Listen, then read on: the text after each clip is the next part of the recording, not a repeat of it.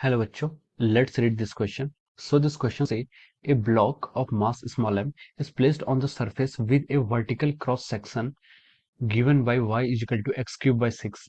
The coefficient of friction is 0.5. The maximum height above the ground at which the block can be placed without slipping is okay. Option A is 1 by 6 meter, option B is 2 by 3 meter, and option C is 1 by 3 meter, and option D is 1 by 2 metre. Okay, तो चलिए बच्चों, अब हम इस question को start करते हैं. तो देखिए बच्चों, इस क्वेश्चन का जो आपका की कॉन्सेप्ट है, the key concept of this problem is, यहाँ पर हमसे बोला गया कि ए ब्लॉक है जिसका मास m है.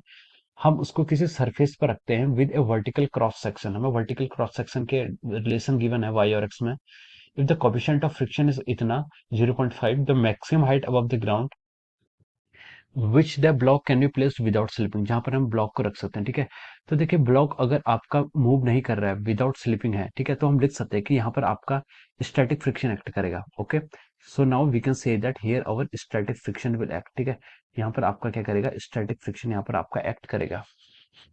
ठीक है, आपका स्टैटिक फ्रिक्शन एक्ट करेगा. और उसने बोला कि मैक्सिमम हाइट विदाउट स्लिपिंग, मतलब उस हाइट से हम थोड़ा सा भी इंक्रीज करेंगे तो वो क्या हो जाएगा, आपका स्लिप करने लग जाएगा.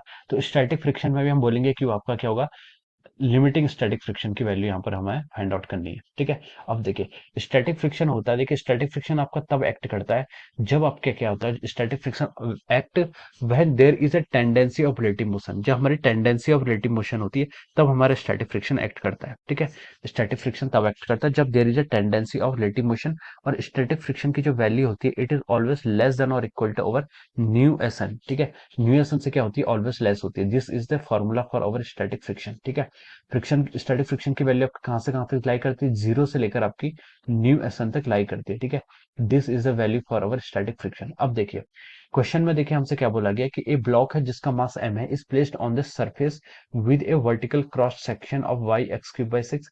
If the coefficient of friction हमें गिवन है तो maximum height above the ground. ठीक है, विदाउट स्लिपिंग. ठीक है, हमें यहाँ पर क्या बताना है, देखिए surface block is placed on the surface with a vertical cross section इतना, if the coefficient of friction. ठीक है, coefficient of friction आपको क्वेश्चन में गिवन है. ठीक है, जिसको आप न्यूएस मान सकते हैं. कितना आपको गिवन है, 0.5 आपको गिवन है. ठीक है, the maximum height above the ground eight which the, अच्छा मैक्सिमम हाइट बताना है हमें above the ground.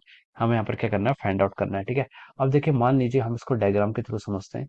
This is our X axis and this axis is our Y axis. ठीक है, ये हमारा क्या एक्स एक्सिस और वाई एक्सिस है. ठीक है, ऑब्जेक्ट मान लीजिए किसी पॉइंट यहाँ पर है, एक्स वाई, हमें यहाँ पर कोऑर्डिनेट फाइंड आउट करना है. ठीक है, ये आपको क्या करना है, यहाँ पर कोऑर्डिनेट फाइंड आउट करना है.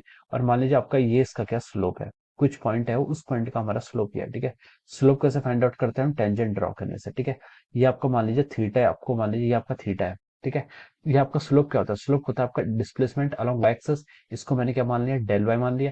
और डिस्प्लेसमेंट अलोंग एक्स एक्सिस, इसको मैंने क्या मान लिया, डेल एक्स मान लिया. ठीक है, तो देखिए यहाँ पर जो स्लोप होता है एम, जिसको हम टेन थीटा लिखते हैं, it is defined as our del Y by del X. ठीक है, this is our slope, this is the mathematical condition for finding out the slope.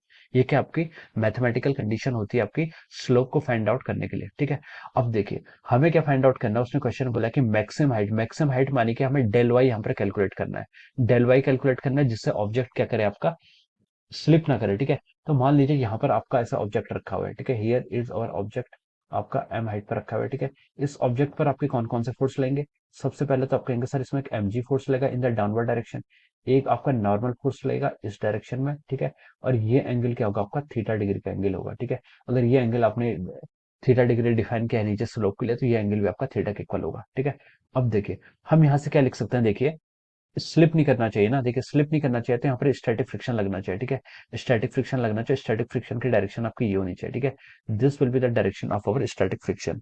Okay, अब देखिए, अब हम यहाँ से क्या बोल सकते हैं, देखिए अब हम इसको इक्वेशन को अगर हम देखिए नॉर्मल के अलोंग अगर हम कंपोनेंट चेक करें. ठीक है, इसका वाई डायरेक्शन के अलोंग भी कोई मोशन नहीं है और एक्स एक्सिस के अलोंग भी कोई, सॉरी एक्स वाई नहीं, हम बोल लेते हैं मान लीजिए आपका ये एक एक्सिस है. ठीक है, ये और इस एक्सिस के अलोंग हम डिफाइन कर रहे हैं. ठीक है, एक्स वाई हम पहले ले चुके हैं. ठीक है, अब देखिए इसके अराउंड अगर हम बोले तो देखिए N is equal to M G cos theta, इस डायरेक्शन में आपका कोई मोशन नहीं आ रहा है. ठीक है, तो हम लिख सकते हैं कि आपका एन क्या आपका एम जी कॉस थीटा के इक्वल होगा. ठीक है, मैं इस डायरेक्शन की बात कर रहा हूँ. ठीक है, दिस डायरेक्शन. ठीक है, ये प्लेन के परपेंडिकुलर, ठीक है, इंक्लाइन के परपेंडिकुलर डायरेक्शन में कोई मोशन नहीं है, तो हम बोल सकते हैं कि आपका N is equal to M G cos theta होगा, ठीक है। अब देखिए अलोंग द इंक्लाइन भी आपका कोई फोर्स नहीं है, क्योंकि यहाँ पर आपका रेस्ट पर है। रेस्ट पर कैसे है, क्योंकि इसने पूछा है कि मैक्सिमम हाइट विदाउट स्लिपिंग, ठीक है, विदाउट स्लिपिंग बोल रहा है, तो मतलब यहाँ पर आपका रेस्ट पर है, ठीक है। तो आपके इंक्लाइन के अलोंग भी अगर हम कंपोनेंट को बैलेंस करें तो हम लिख सकते हैं, देखिए स्टैटिक फ्रिक्शन यानी कि F S, it should be equal to over M G sine theta के इक्वल होगा, ठीक है। This is equal to over M G sine theta, ठीक है। तो हमने यहाँ पर दो इक्वेशंस फाइंड आउट कर ली, this is our equation one, this is equation two, ठीक है। अब देखिए हम इनको सॉल्व करते हैं, ठीक है। अब देखिए एफ एस की वैल्यू क्या होती है, एफ एस होता है आपका mu S into N, N कितना होता है आपका, एन क्वेश्चन में आपको गिवन है कितना, M G cos theta is equal to over M G sine theta, ये आपका एम जी साइन थीटा के इक्वल आ जाएगा, ठीक है। अब देखिए यहाँ से आप एम जी से एम जी कैंसिल कर सकते हैं, और आपके न्यू एस की वैल्यू कितनी आ गई, यहाँ से आपकी टेन थीटा होगी, ठीक है। This is the value of our mu S that is equal to over tan of theta, okay. ये हमारे क्या आ गया, न्यू एस की वैल्यू आ गई, ठीक है। अब देखिए न्यू एस किसके इक्वल होना चाहिए, आपका टेन थीटा के इक्वल होना चाहिए, यानी कि देखिए न्यू एस आपको क्वेश्चन में गिवन है कितना, 0.5 यानी कि 1.2। तो देखिए हम यहाँ से लिखते हैं कि आप पहले यहाँ से del Y by del X find out कर लीजिए, ठीक है। Del Y by del X देखिए वाई इज इक्वल टू आपको एक्स क्यूब बाई सिक्स यहाँ पर क्वेश्चन में गिवन है, ठीक है। तो हम यहाँ से अगर D Y by D X या फिर del Y by del X find out करें, तो देखिए 1/6 आपका ऐसे ही रहेगा, एक्स क्यूब का आपका डी एक्स के रिस्पेक्ट में डिफरेंशिएट करेंगे तो आपका 3x² हो जाएगा, ओके। तो हम लिख सकते हैं, देखिए यहाँ से आपका D Y by D X, ये किसके कितने आ रहा है आपका, this is coming out to equal to over x² by 2, ये आपका x² बाई 2 के इक्वल आ रहा है, ठीक है। ये किसके इक्वल आ गया आपका x² बाई 2 के। ये D Y by D X के आपका इस इक्वेशन से हम बोल सकते हैं आपका टेन थीटा के इक्वल है, this is equal to over tan theta. और यहाँ से हम बोल सकते हैं, देखिए न्यू एस की वैल्यू कितनी है, 0.5, और टेन थीटा की वैल्यू कितनी है आपकी, 0.5 यानी कि 1.2। अब हमने इस इक्वेशन को मान लीजिए आपने इक्वेशन टू बोल दिया, इस इक्वेशन को आपने क्या बोल दिया, इक्वेशन वन बोल दिया, ठीक है।